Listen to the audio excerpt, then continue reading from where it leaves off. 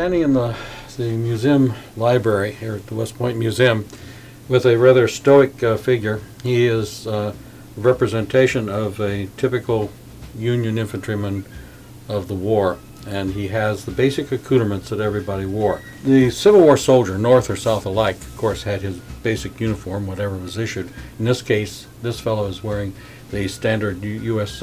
Army issue fatigue blouse or sack coat and forage cap, trousers.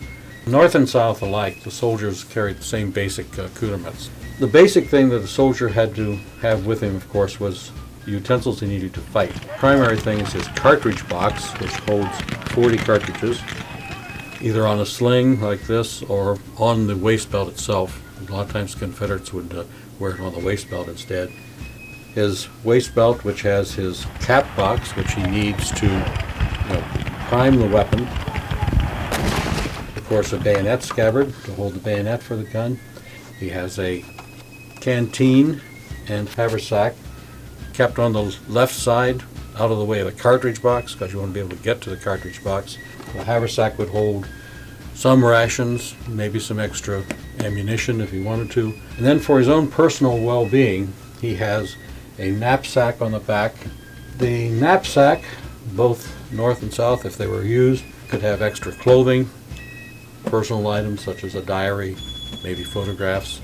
You see Confederate soldiers with knapsacks during the war, although the typical configuration is for them to have a blanket roll. To take the blanket, make it into a long tube, and then wrap it around your body. North and South, they did that alike, because as you can see, the knapsack is really not a very comfortable thing to carry. But in battle, of course, one of the first things you did was to drop your knapsack. Sometimes you never got it back because you never came back there. The Confederacy did import English accoutrements, the Enfield accoutrements. The standard Enfield accoutrements had the same general idea, except that they were shaped differently, and the fastener that came with the English belt was an S hook in the shape of a snake. But otherwise, the Confederacy basically just kept on manufacturing their versions of what the Northern armies had been using before the Civil War. So this is fairly typical of what would have been issued.